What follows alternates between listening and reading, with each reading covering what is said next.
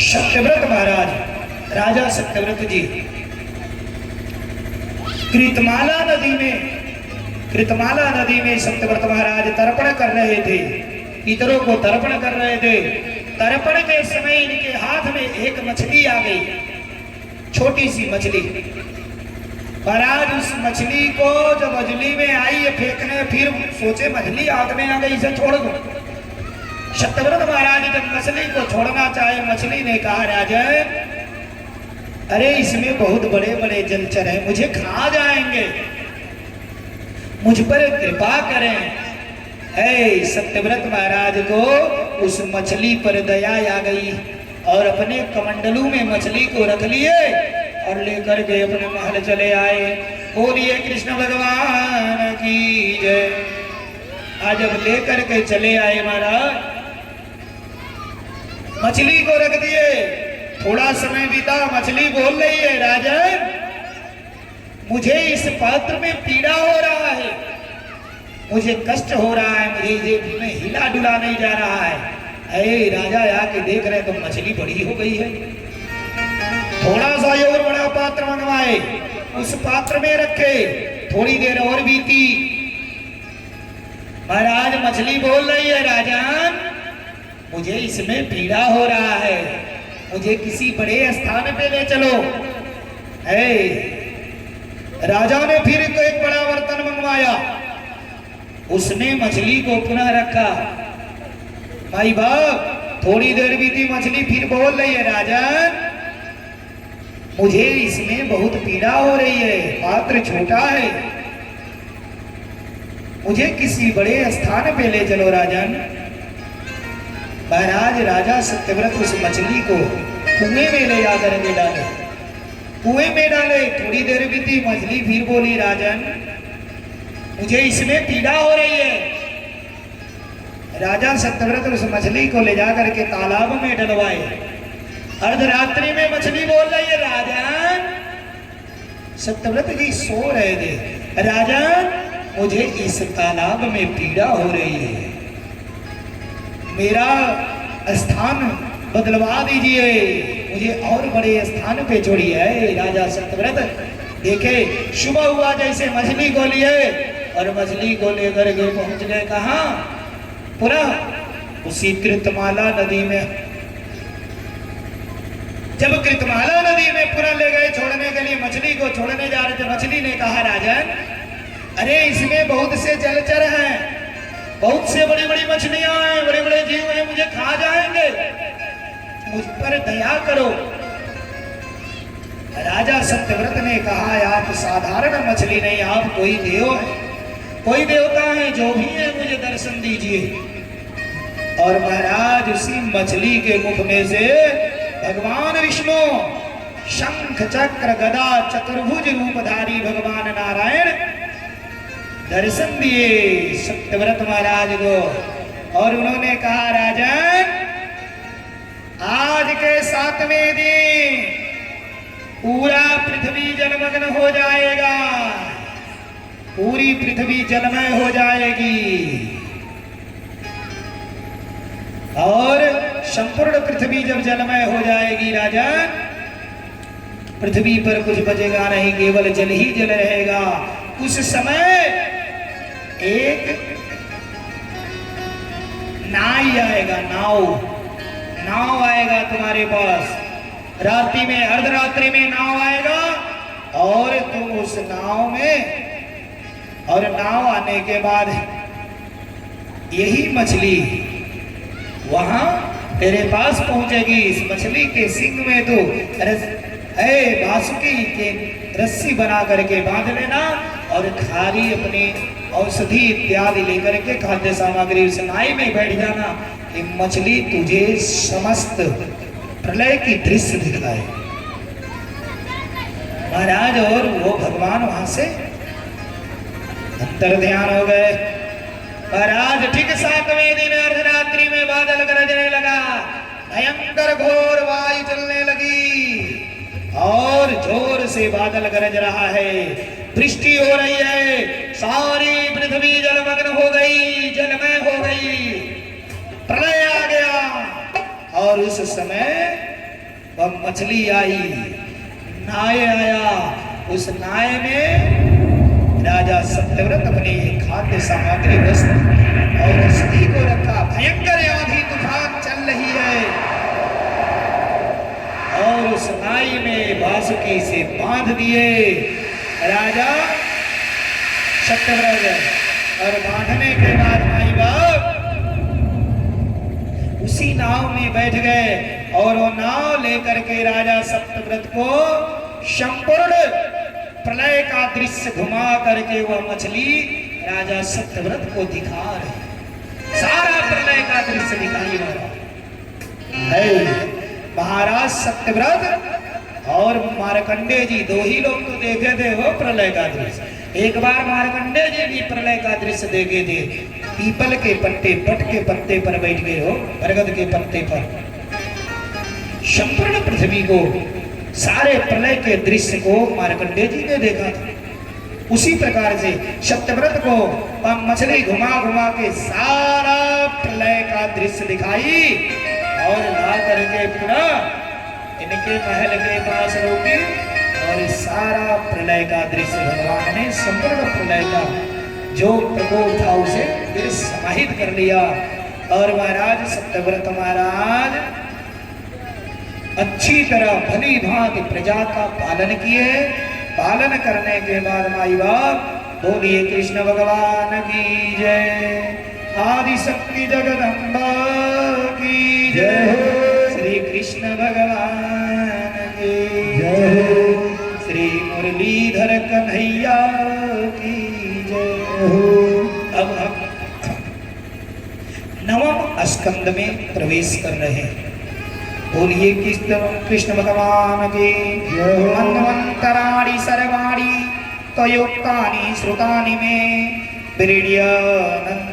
वीर्यस्य हरेस्तत्र कृतानि च। योऽसौ सत्यव्रतो नाम राजर्षिर्विघ्नेश्वरः ज्ञानं योति कल्पान्ते लेभे पुरुष सेवया। स वै विवस्ततः पुत्रो मनोरासीदिति श्रुतं तत्तस्य श्रोतसुक्तान्त इक्ष्वाकु प्रमुखा नृपः तेषां वंशः पृगर्थक ब्रह्मण वंशानुचारितानि च कीर्तयस्व महाभाग नित्यं सर्वभूतहीनया। ये भूता ये भविष्यस्या भवत्यन्तस्य नाशते तेषां न कोड्यकीर्तिनां सर्वेषां मदविक्रमान्। एवं परीक्षिता राजा सदसि ब्रह्मवादिनः पृष्ठप्रोवाच भवप्रे परमधर्मविदाहिनः। श्रूयतां मानवो वंश प्राचुर्येण परन्तप न शक्ते विस्तरतो वक्तुं वर्षशतैरपि। बोलिए कृष्ण भगवान की जय। अब महाराज मनु महाराज से मनु महाराज से विश्वान नाम के पुत्र हुए, जिनका विश्वान से संज्ञा नाम की स्त्री में श्राद्ध देव मनु का जन्म हुआ। उस आत्मज्ञानी मनु ने श्रद्धा नाम की पत्नी से 10 पुत्र उत्पन्न किए। 10 पुत्र उत्पन्न किए महाराज। इक्ष्वाकु मृग सर्याति दृष्ट तिष्ठ दृष्ट करुष नृष्यंत पृखग्र नभग और कवि। एक बार महाराज जब मनु महाराज के कोई संतान नहीं थे, जब सर्वप्रथम कोई संतान नहीं थे, इन्होंने मैत्रावरुण नामक यज्ञ करवाया और मैत्रा नामक यज्ञ वशिष्ठ जी को बुलवा करके राजा महाराज मनु ने मैत्रा नामक यज्ञ करवाया। इनकी पत्नी थी श्रद्धा। ठीक है, राजा का इच्छा था कि मुझे पुत्र चाहिए और रानी की इच्छा थी मुझे पुत्री चाहिए। भाई दोनों का इच्छा अलग अलग। वशिष्ठ जी से राजा ने कहा मुझे पुत्र कामना है तो यज्ञ करवाइए।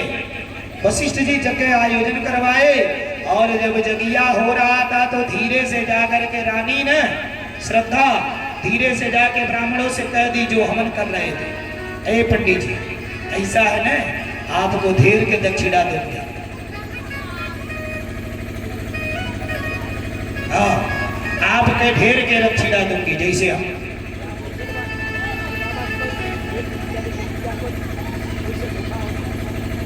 अब महाराज जाकर के रानी ने ब्राह्मणों को प्रलोभन दे दिया है कि मुझे पुत्री चाहिए, पुत्री के लिए यज्ञ करिए। सारे होता लोग ने यज्ञ में जो आहुति देने लगे वो लड़की खातिर यज्ञिया में स्वाहा स्वाहा कही गए, ये पंडित लोग पूजा कर दिए। राजा समझे कि लड़का होगा, समझे। अब महाराज संजोग से जब समय आया तो वो लड़की पैदा हो गई, काहे की जगिया तो हुआ था लड़की के नाम पे हवन पूरा था ना। अब जब लड़की हो गई तो राजा तो प्रसन्न नहीं थे, क्योंकि राजा तो इच्छा किए थे लड़का का। मनु महाराज ने वशिष्ठ जी से कहा तो लड़किया का नाम पड़ गया ईला। वशिष्ठ जी से कहा प्रभु ये बताइए गुरुदेव, ब्राह्मणों के मंत्रों पे कोई भरोसा करेगा जब इस तरह से होगा तो? पूजा करावे लड़का के, हो जाए लड़की तो कोई पूजा कराएगा क्या? महाराज गुरु वशिष्ठ जी सोचने लगे कि ये मेरे होताओं की कमी है, अब ये मेरे होता लोग गड़बड़ी किए हैं। इसके बाद महाराज अब क्या हुआ कि इधर वशिष्ठ जी ने राजा के दुख को देख करके आदि पुरुष नारायण भगवान का ध्यान किए और भगवान का पूजा किए। भगवान का पूजा करने के बाद स्तुति करने लगे। भगवान ने दर्शन दिया, भगवान से निवेदन किए हे प्रभु इस तरह से ब्राह्मणों की बातें मिथ्या हो जाएंगी, हैं? हमारे शिष्य पर कृपा करें। अब वो वशिष्ठ जी के प्रताप से पूजा के भगवान नारायण ने वरदान दिया। वो लड़किया जो इला नाम की थी ना, वो लड़किया के सुदुम्न नाम के पुरुष बना दिए। अब लड़किया के फेरो वशिष्ठ जी लड़का बना दिए। आज जब लड़का बन गया तो संयोग से एक दिन वो लड़कवा जंगल में चला क्या करने के लिए, शिकार खेलने के लिए अपने मंत्रियों के साथ। सेना मंत्री लिया, घोड़ा लिया, आज जंगल में चला शिकार खेलने। अब बाबू हो जब शिकार खेलने गया, शिकार खेलते खेलते पहुंच गया कहां? बहुत दूर, किधर? उत्तर दिशा में, उत्तर दिशा की तरफ बढ़ गया। उत्तर दिशा में सुमेरु पर्वत, सुमेरु पर्वत के नीचे वन में वो प्रविष्ट कर गया। आज जब उस वन में गया तो संयोग से महाराज जगत जननी पार्वती के साथ भगवान शंकर जी वहां विराजमान रहते थे। वो शिव जी का एकांतवास था। माता पार्वती के साथ शिव जी बैठते थे अकेले वहां एकांत में। और उसी गुफा में की गया मंत्री सेना ले उसी में घुस गया। आज ऐसे ही लड़कवा सुदुम्न उसमें घुसा न, सुदुम्न सुदुम्ननी हो गया, फिर मेहरारू बन गया। एक बेर तो मेहरारू से मर्द बना था, और फिर स्त्री भाव आ गए, फिर स्त्री हो गए। इनके घोड़वा घोड़ी हो गए, इनके मंत्री जितना थे सब स्त्री हो गए। एक दूसरे को परस्पर सब देख रहे हैं, सब अपने को देख रहे हैं, सब स्त्री। अरे बड़ा लज्जित हुए महाराज। अब इतना लज्जित हुए, दुखी हुए कि ये सब दोबारा अपने राज में घर है नहीं लौट के आए, घर आए नहीं। और उसी तरह से वो सुदुमन जो स्त्री बना था इधर उधर घूम रहा। संजोग से महाराज एक दिन की बात है, एक दिन की बात है कि इसका बुद्ध से, अब जानते हैं काहे ये सब हो गए, ये सब काहे गुफा में हिलते ही लग पुरुष स्त्री हो गए। एक बार की बात है, भगवान नर नारायण के दर्शन के लिए कुछ ऋषि लोग बद्रिका आश्रम जा रहे थे। ठीक है, बद्रिका आश्रम जा रहे थे कुछ ऋषि लोग।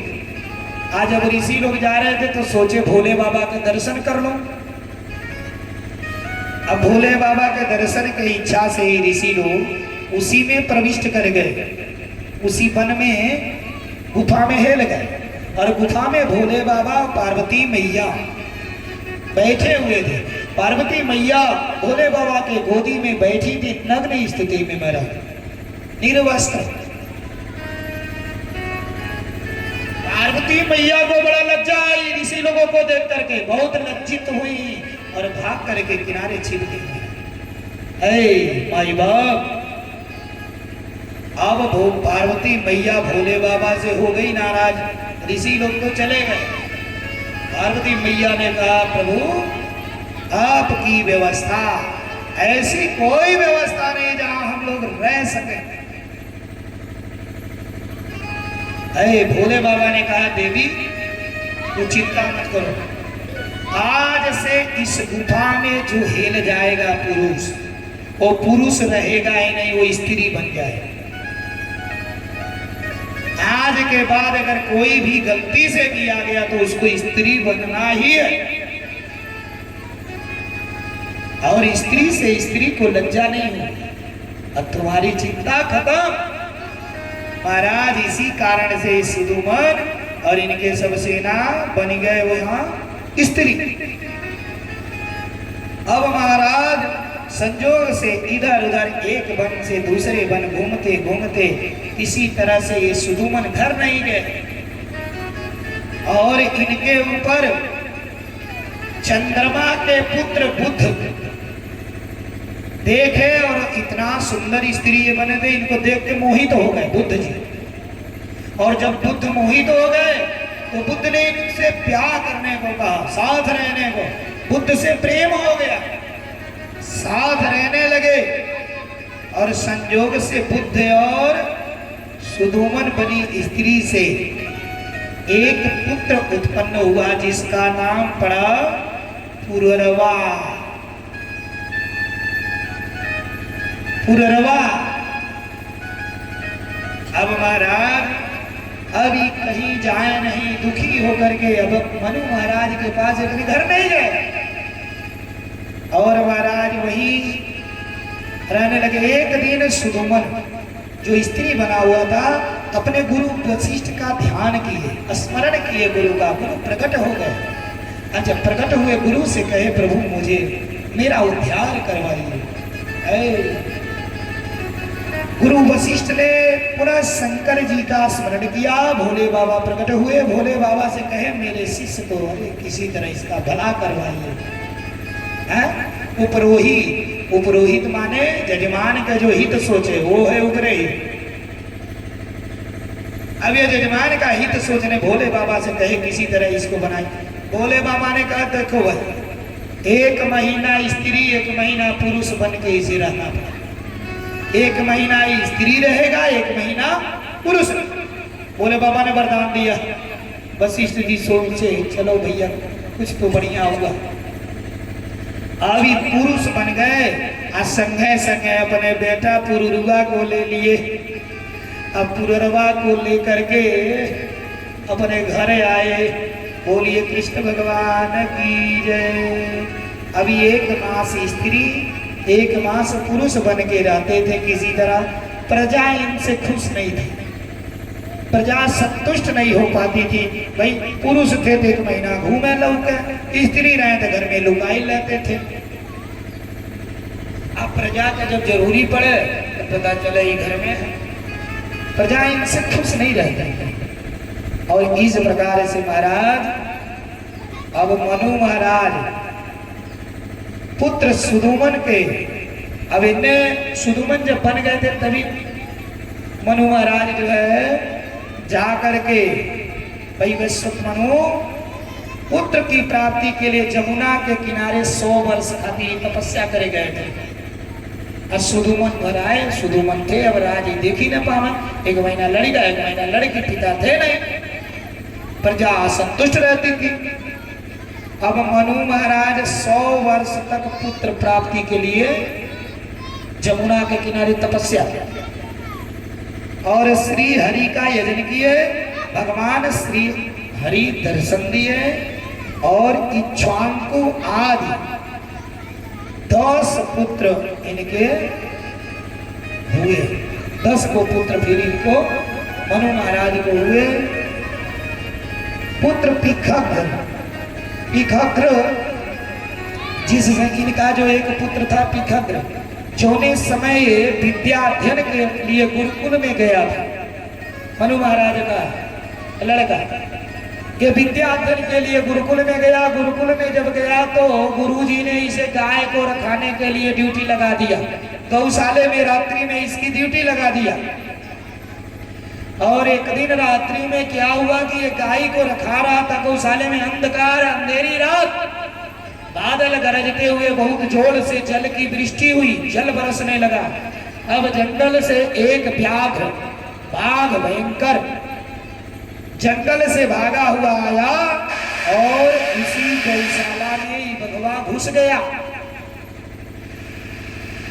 जब गौशाला में घुस गया महाराज तो बादल चमकाई, देखे बाघ घेर रहा है गौशाला, तलवार। उसी उजाले में देखे फिर अंधकार हो गया। अब ये हेला तो अंदर, ये हाथ में लिए थे तलवार।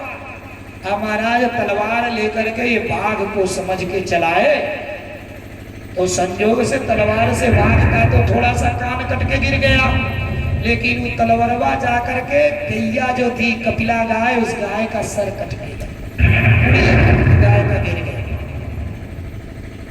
आज अब गाय का मुड़ी कट के गिर गया हमारा। अब ये रात भर इंतजार किए कि बाघ तो मर गया है। अब देखा अंधकार में कुछ दिखाई नहीं दे रहा। सुबह हुआ, गुरुजी आए, हो देख रहे हैं तो गाय मरी हुई है। आए गुरुजी ने इसे इन्हें बड़ा बोले और कहे तुम शुद्र हो जाओ, तू शुद्र हो जाओ। और महाराज इस प्रकार गुरुदेव के द्वारा दिया गया श्राप पिखग्र ने हाथ जोड़ करके स्वीकार कर लिया। और करने के बाद तभी से उन्होंने अपने वीर्य की रक्षा करते हुए मुनियों के प्रिय ब्रह्मचर्य व्रत को धारण किया तथा वह प्रकृति से परे सर्व दोष शून्य होकर के वन में तप करने लगे। संयोग से वन में आग लगी और उसी आग में जल करके पिखग्र मर गए। बोलिए कृष्ण भगवान की जय। इस प्रकार से मनु महाराज के एक पुत्र और थे सरयाती। सरयाती महाराज, मनु पुत्र सरयाती, जिनके घर में एक सुकन्या नाम की कन्या जन्म ली हुई थी। एक दिन संयोग से ये कन्या को लेकर के मंत्री गण और अपनी सेना को लेकर के पहुंच गए च्यवन मुनि के आश्रम में। च्यवन मुनि के आश्रम के समीप गए। च्यवन मुनि ध्यान मग्न थे। इनके शरीर पे ये देवका पूरा शरीर पे मट्टी का देवका हो गया था। केवल खद्दोत के समान 2 आंखें चमक रही थी। सरयाती महाराज इधर उधर है। तभी वो कन्या, जो सुकन्या नाम की इनकी कन्या थी, ये संयोग से उसी गुफा में घुस गई जिसमें रहते थे च्यवन मुनि। और दोनों आंखों पे मोती के समान ज्योति चमकता हुआ समझ करके इस कन्या ने एक कांटा ले लिया। एक कांटे लेकर के उसी आंख में गूंथ दिया। जब आंख में गुथी तो रुधिर बहने लगा, खून बहने लगा। रक्त, जब रक्त बहने लगा तब इसके बाद हो गया। अब ये घबरा के भगी। इधर जितने राजा के सरयाती महाराज के मंत्री सेना थे सबका पेटवे फूल गया, सबका मलमूत्र बंद हो गया। सब चिल्लाने लगे, पेट के दर्द से कराहने लगे। अरे सरयाती मन में सोच रहे हैं कहीं च्यवन मुनि का अपराध तो नहीं कोई कर दिया। सुकन्या का घबरा गए, परेशान हो गए।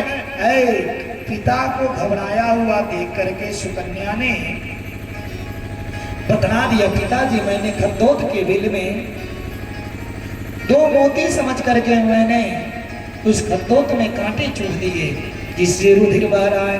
ऐ दौड़े दौड़े आए वहां सरियाती जी, और सरियाती आए और आने के बाद वहां देख रहे हैं तो च्यवन मुनि के आंखों से रक्त बह रहा है। हाथ जोड़ करके बैठ गए और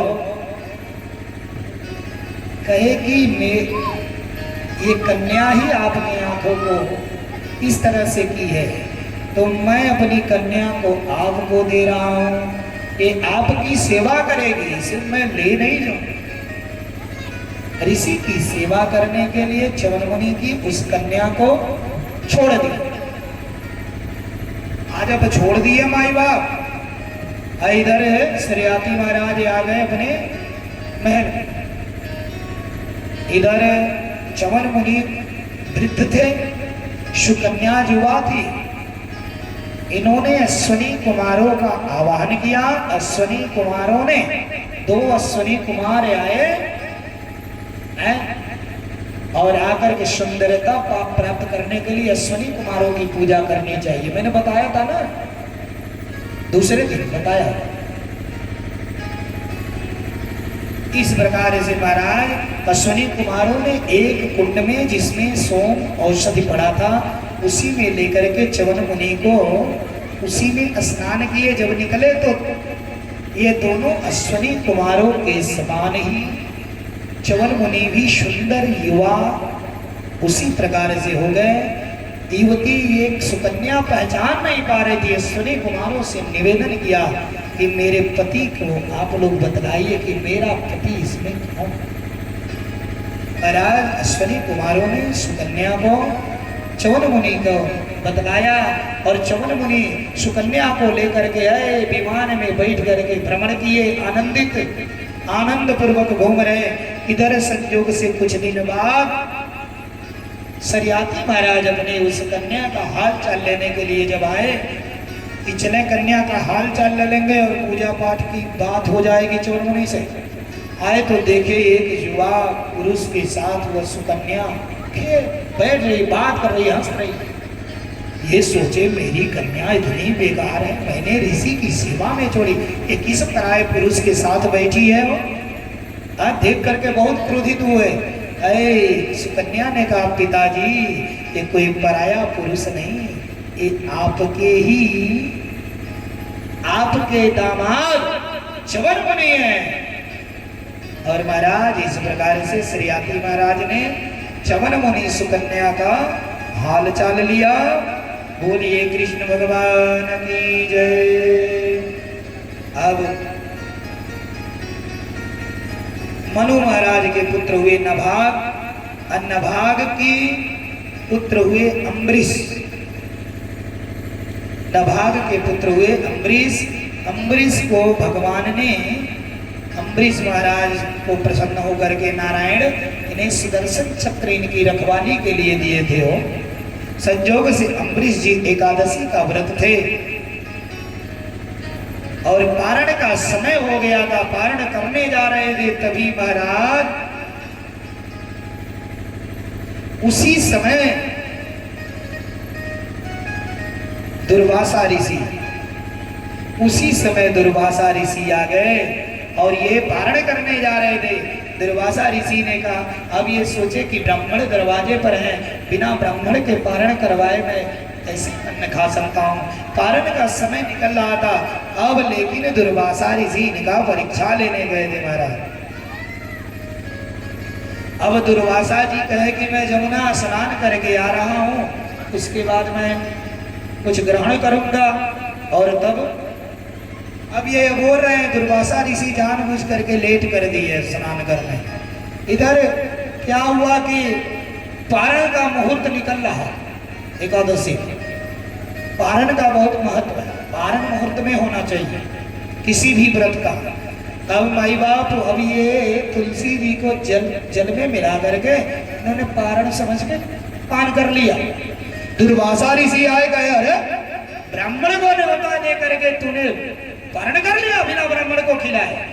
क्रोधित होकर के ये इन्हें श्राप देने लगे, दंड देने के लिए महाराज ये एक अत्यंत ज्वलनशील असुर पैदा किए जो आग भेग रहा था, आग उगल रहा था। महाराज अम्बरीश महाराज का और सुदर्शन उससे रक्षा किया। और इसके बाद भगवान नाराज हो गए और श्री हरि जब नाराज हुए तो वह सुदर्शन चक्र अब इनको लगा दुर्वासा को दौड़ाना,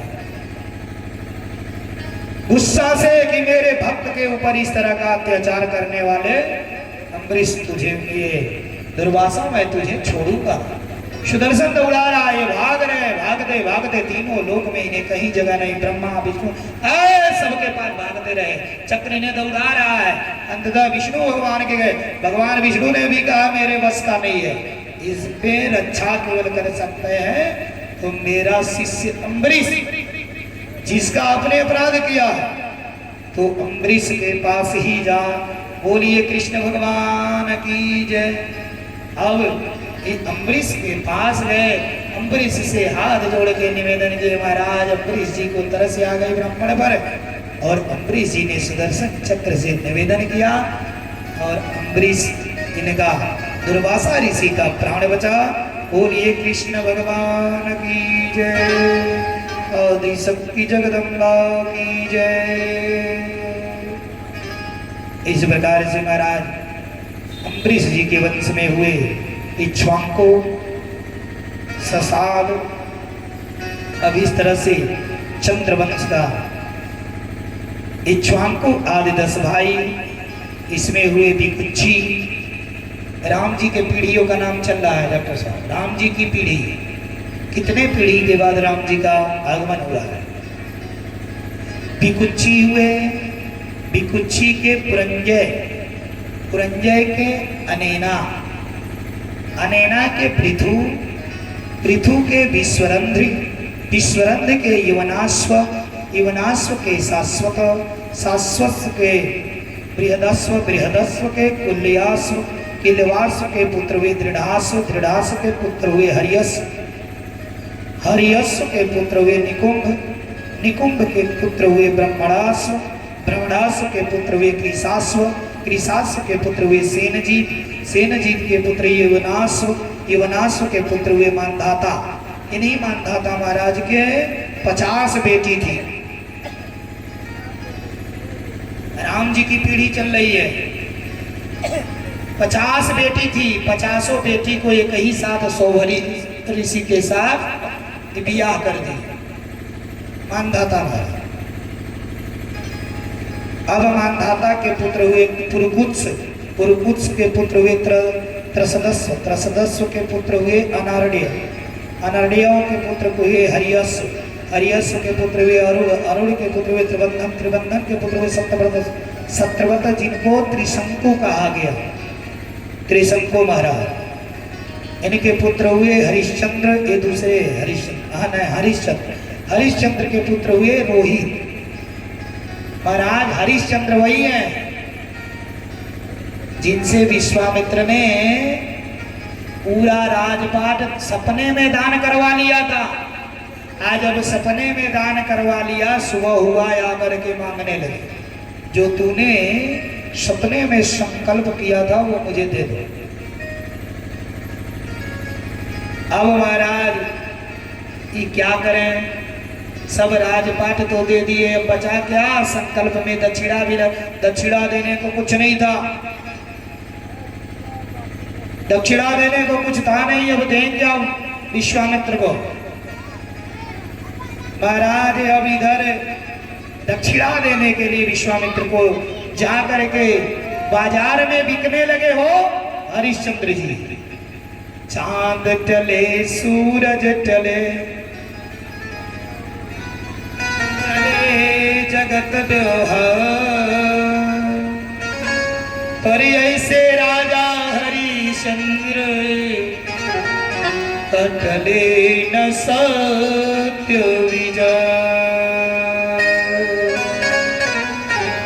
बोलिए कृष्ण भगवान की जय, श्री बाल कृष्ण लाल की जय। बोलिए कृष्ण भगवान की जय हो। और आज इसके बाद हरिश्चंद्र जी बाजार में बिकने लगे अपनी पत्नी तारामती और रोहित को लेकर के माई बाप। तो बाकी बेसी बोल रहे हो, बाकी गाना बाकी खाना खाइए आराम से खाइए। बाकी मर्जी का पैसा हम जो मन करी वो देगा।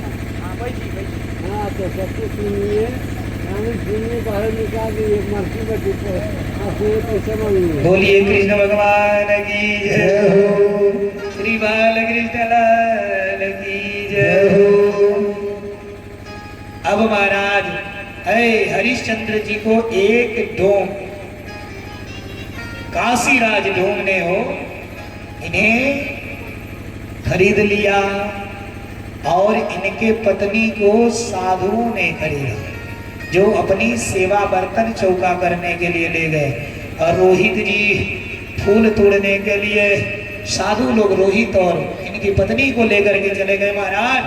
अब इधर ये काशीराज डोम जो है हरिश्चंद्र को हरिश्चंद्र घाट पर माई बाप हरिश्चंद्र घाट पर उनको ले जा करके जो मुर्दा जलाने के लिए लोग आते थे ना, कर लेने के लिए बतलाया कि बिना करके किसी मुर्दे को जलाने नहीं देना है। ये वहां डोम का काम करते थे, वो डोम का करते थे काम। जो लोग मुर्दा जलाने आते थे महाराज, एक दिन राजा हरिश्चंद्र जी कंचन भरे खजाना एक दिन भरे डोम धर पानी मरघट के समाना। महाराज अब इधर तारामती और रोहित ऋषियों के साथ सेवा करने लगे हो और संजोग से माई बाप एक दिन रोहित फूल तोड़ने के लिए गया हो। जैसे फूल तोड़ने के लिए गया, उस फुलवारी में एक विषैले सर्प ने रोहित को डस लिया। आज जब रोहित को डसा, रोहित मर गया। तारामती रोहित को लेकर के हाथों में माई बाप उसी हरिश्चंद्र घाट पर पहुंच गई। और जब पहुंची महाराज हरिश्चंद्र के बड़े बड़े दाढ़ी, बड़े बड़े बाल, फटी हुई धोती, कल्लू डोम के वहां महाराज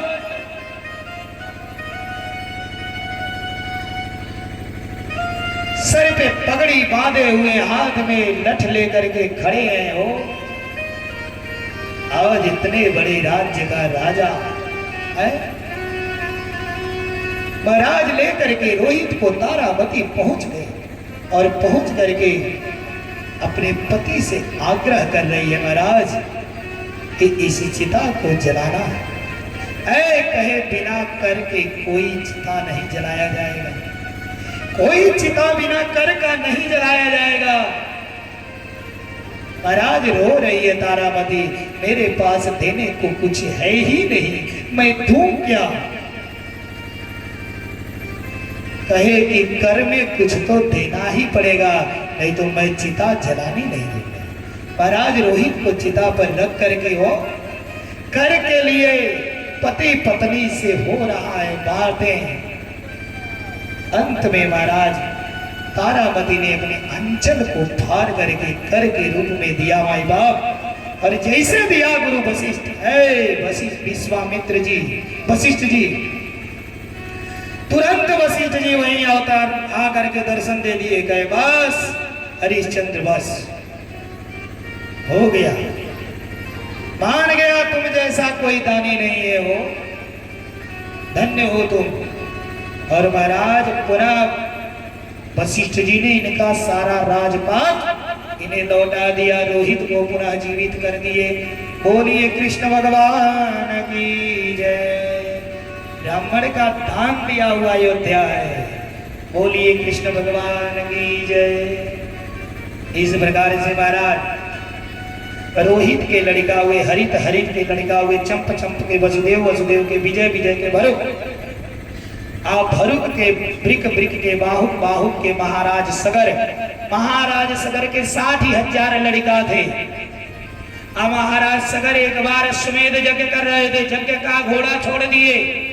जब यज्ञ का घोड़ा छोड़े तो इंद्र घबरा जाते थे, कोई भी यज्ञ करता था तो सबसे पहले इंद्र घबराते थे, कहीं कोई यज्ञ करके मेरा इंद्रासन न ले ले, हैं? स्वर्ग का राजा न बन जाए, इसलिए सब जगह में इंद्र भी व्यवधान डालता। महाराज इंद्र उस घोड़े को चुरा लिए, घोड़े को चुरा करके लेकर के कपिल मुनि के कुटिया के पीछे गंगा सागर, कपिल मुनि के कुटिया के पीछे ले जाकर के उस घोड़े को बांध करके इंद्र छिप गए। अब इधर महाराज सगर के पुत्र घोड़े को खोजने के लिए 60,000 पुत्र घोड़ा खोजते खोजते चले आए कहां? कपिल मुनि के आश्रम पर। कपिल मुनि ध्यान लगा के बैठे हैं, ये बच्चे देख रहे हैं तो ध्यान लगा के बैठे, कुटिया के पीछे घोड़ा बांधा हुआ। अब कपिल मुनि को चोर चक्का बुरा भला लगे बच्चे बोलने, और जब बोलने लगे महाराज, कपिल मुनि की आंखें खुली और उस क्रोधाग्नि से जल कर गए ये बच्चे 60,000 सगर महाराज के लड़का जल के राख हो गए, जल के राख हो गए। आज जब जल के राख हो गए माई बाप, अब इधर यज्ञ अधूरा हो गया। अब इसके बाद इनके तारण तार के लिए क्या हो महाराज? तो सगर महाराज की 2 पत्नी थी, दूसरी पत्नी के लड़का हुए असमंजस कि गंगा जी को लाने का बड़ा प्रयास किए कि गंगा जी को मैं ला के पृथ्वी पर अपने पितरों का तारण तार करवा दूंगी हो, तारण तार करवा दूंगा। लेकिन ये गंगा जी को लाने में असमंजस रहे। असमंजस के पुत्र हुए अंशुमान, अंशुमान के दिलीप, दिलीप के भगीरथ, भगीरथ जी जो है ना, भगीरथ जी गंगा जी को लाने के लिए तप किए। ब्रह्मा जी का, ब्रह्मा जी प्रसन्न हुए, ब्रह्मा जी से निवेदन किए, प्रभु अरे मेरे 60,000 पूर्वज राख का ढेर बन करके कपिल मुनि के आश्रम पर पड़े हैं, उनका तारण तार नहीं हुआ, उनके तारण तार के लिए मुझे गंगा का आश्रय लेना है, प्रभु मुझे गंगा जी को दे दीजिए। माई बाप, ब्रह्मा जी ने कहा गंगा का इतना वेग है, अगर गंगा डायरेक्ट गई तो पाताल में चली जाएगी हो, उसका वेग बर्दाश्त नहीं कर पाएगी धरती।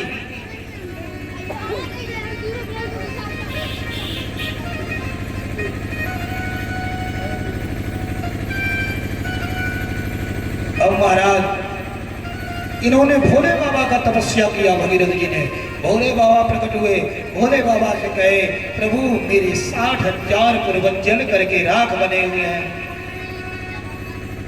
और प्रभु उन्हें मुक्त करना है, मेरा सारा परिश्रम व्यर्थ हो जाएगा, आप गंगा जी को अपने सिर पर, अपने सिर पर गंगा जी को की धार को रोक लीजिए और उसके बाद पृथ्वी पर गंगा जी जाएंगे। भोले बाबा ने कहा ठीक है। वहां से ब्रह्मा के कमंडलू से गंगा निकली और आकर के भोले बाबा के सर पे भोले बाबा ने एक शिखर खोल दिया, यहाँ से गंगा का वेग कम हो गया। भोले बाबा की जटा से, शिव जी तेरी जटा से अरे निकली है गंगाधारा, शिव जी तेरी जटा से निकली है गंगाधारा, शिव जी तेरी जटा से निकली है गंगाधारा, भोले तेरी जटा से निकली है गंगाधारा। महाराज शिव की जटा से गंगा जी निकली, भगीरथ जी आगे आगे रथ से गंगा मैया की जय, गंगा मैया की जय जयकारा करते हुए चल रहे हैं। कल कनाद निनाद करती गंगा चल रही है, हाहाकार मचाते हुए गंगा चल रही है। माई बाप अरस्तवे में पड़ गया जानू ऋषि की कुटिया, जानू ऋषि तब कर रहे थे, गंगा जी इनकी कुटिया बहा ले गए। जानू ऋषि का ध्यान टूटा, जानो ऋषि देखे, अरे मेरी कुटिया कहाँ गई? अरे ये गंगा तेरी कुटिया लेके जाए, गंगा की इतनी सोहा? अरे महाराज चिरुआ लगाए, आज चिरुआ लगा के पूरा गंगा जी के पी गए जानो ऋषि। अब भगीरथ जी देख रहे हैं पीछे, कहीं गंगा जी दिखाई नहीं दे। अरे आए जानो ऋषि के बाद, प्रभु अरे मेरे पूर्वज का तारन तार नहीं हुआ है, मैं अपने पूर्वज के तारन तार के लिए गंगा जी का तप किया हूँ, क्षमा करिए, दया करिए प्रभु। है जानो ऋषि ने यही गंगा को पुनः निकाला, यही गंगा जी का नाम जानवी गंगा पड़ा। बोलिए कृष्ण भगवान की जय। अब उसके बाद गंगा जी गई, लहराते हुए भगीरथ जी जय गंगा मैया की जय करते जा रहे, और कपिल मुनि के आश्रम गंगा सागर में जाकर के गंगा जी सारे 60,000 लाखों की ढेर जो थी इनके पूर्वजों की, सब दहा के लेकर के सागर में विलीन हो गई। गंगा जी जाकर के सागर में विलीन हो गई, इनके 60,000 पूर्वजों का तारन तार हुआ। बोलिए कृष्ण भगवान की जय। अब भगीरथ के पुत्र हुए श्रुत, श्रुत के पुत्र हुए नाभ, नाभ के पुत्र हुए सिद्धदीप, सिद्धदीप के पुत्र हुए आयुताव, आयुताई के पुत्र हुए ऋतुपर्ण, ऋतुपर्ण के पुत्र हुए सर्वकाम, सर्वकाम के पुत्र हुए सुदास, सुदास के सौदास, सौदास के अस्मक, अस्मक के मूलक, मूलक के दशरथ, ये दूसरे दशरथ है महाराज। दशरथ के एडवीड, एडवीड के विश्वास, विश्वास के खटवांग, खटवांग के दीर्घबाहु, दीर्घबाहु के रघु, यही से रघुवंश की स्थापना हुई।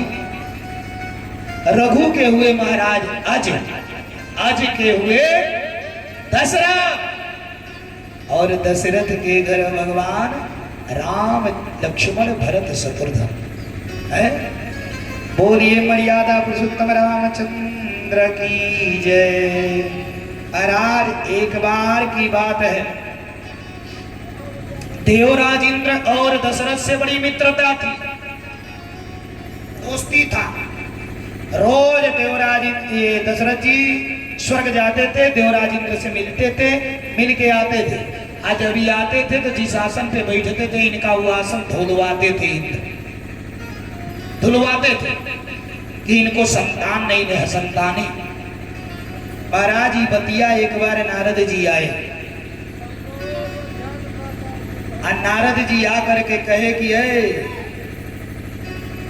नारद जी ने आकर के कहा है दशरथ जी महाराज आपको पता नहीं है, आपके इतने अच्छे मित्र बनते हैं इंद्र, लेकिन जब आप आते हैं तो आपके सिंहासन पे जिस पे आप बैठे रहे धुलवाते हैं, इनको विश्वास नहीं हुआ। इस बार चलिए और उठ के आइएगा, किनारे छिप के देख लीजिएगा। गए दशरथ जी महाराज, और जाने के बाद उस सिंहासन से उठे और किनारे छिप गए, और तुरंत जो है महाराज तुरंत महाराज इंद्र उसको धुलवा रहे थे। दशरथ जी देखे, बड़ी गलानी हुई मन में महाराज, बड़ी पीड़ा हुई। जा रहे हैं, जा रहे हैं, 10 मिनट और बैठिए।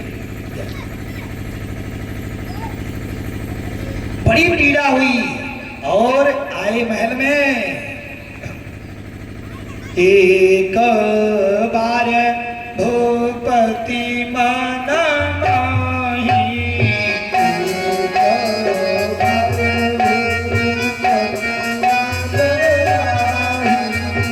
एक बार भूपति मन माही,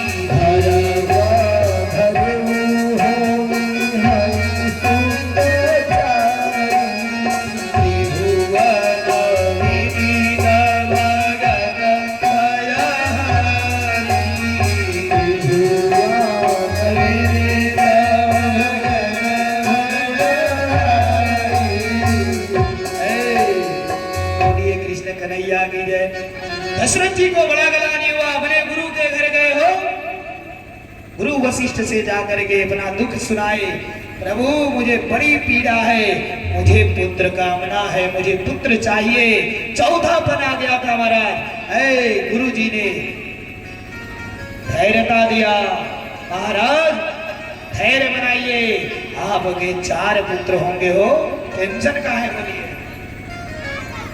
और गुरु ने पुत्रेष्टि यज्ञ के बारे में बतलाया। वशिष्ठ जी ने कहा पुत्रेष्टि यज्ञ होगा। अब पुत्रेष्टि यज्ञ के स्पेशलिस्ट थे श्रृंगी ऋषि। पूरे परिवार के लोग यहाँ आ जाइए, परिवार के सारे सदस्य बाहर निकलिए।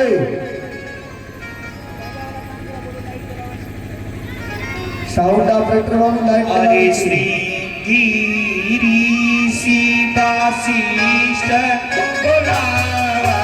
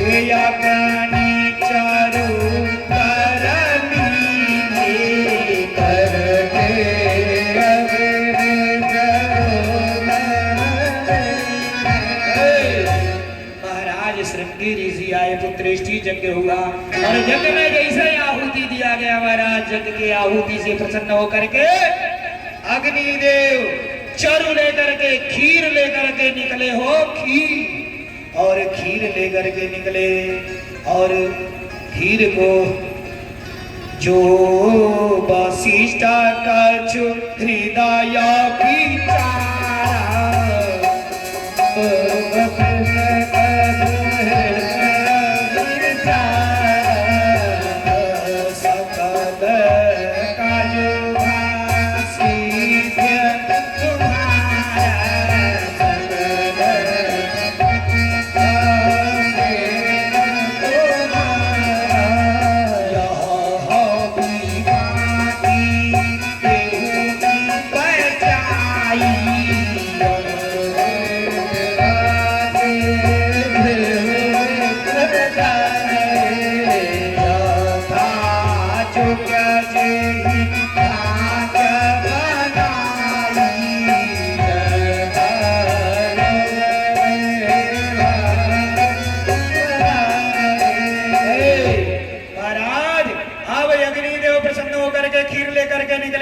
वशिष्ठ जी ने उस खीर को दशरथ जी को दिया, कहा तब महाराज इस खीर को ले जा करके सभी रानियों को जो जिस योग्य है उस हिसाब से बांट करके दे दो।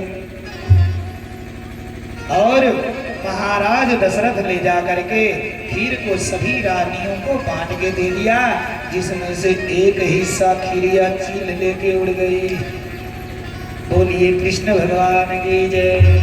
यही विधि गर्भ सहित सब नारी, यही विधि गर्भ सहित सब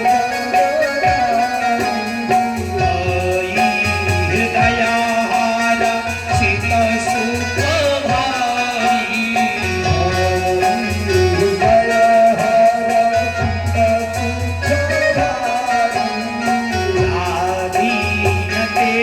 हरि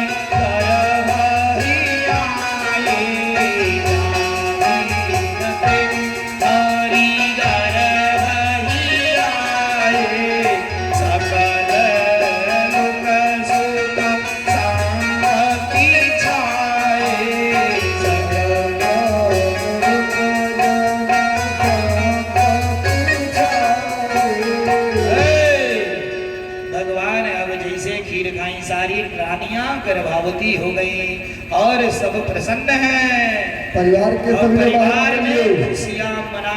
महाराज दशरथ इतने प्रसन्न हैं हो। अब इसके बाद महाराज समय आया, अरे राम लक्ष्मण भरत शत्रुघ्न 4 रूप में भगवान ने जन्म लिया। अरे नवमी तिथि माधो मास पूर्णिमा, नवमी तिथि माधो मास पूर्णिमा, अक्षया वजित हरि प्रीता,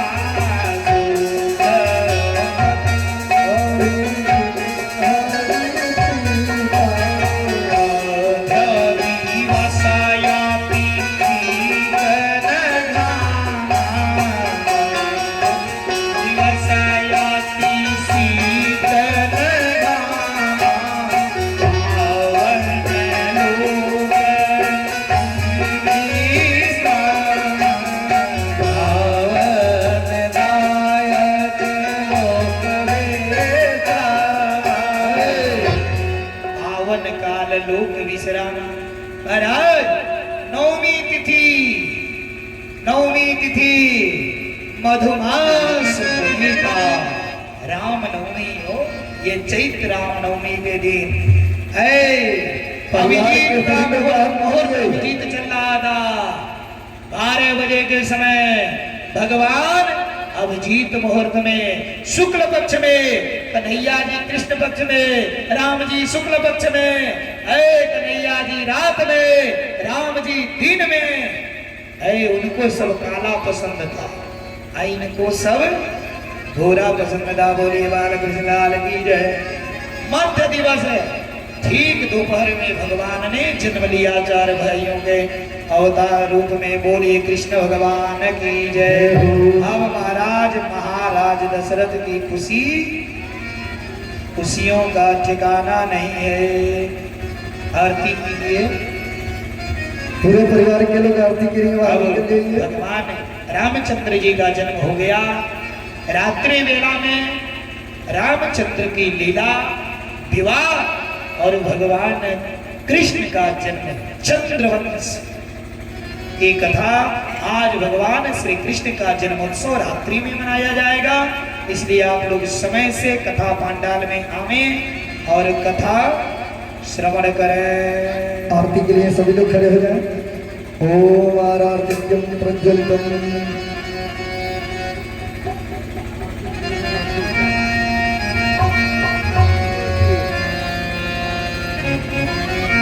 बोलिए कृष्ण भगवान की जय।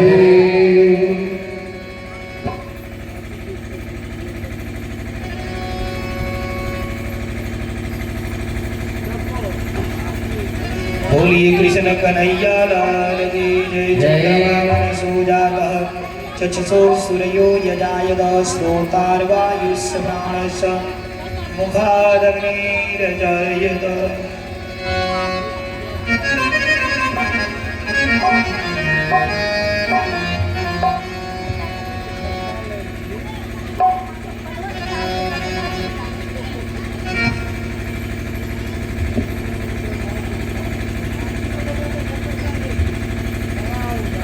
जय श्री राम। चंद्रमा सूजातः चक्षुषो सूर्यो यजायत श्रोतार्वायुष्य प्राणस्य मुखादग्निर्जयत। श्री रामचंद्र कृपाल भजो मन हरण भव भय दारुण सब कंचन लोचन संग मुख कर जगत मंचारुण। श्री रामचंद्र कृपाल भजो मन हरण भव भय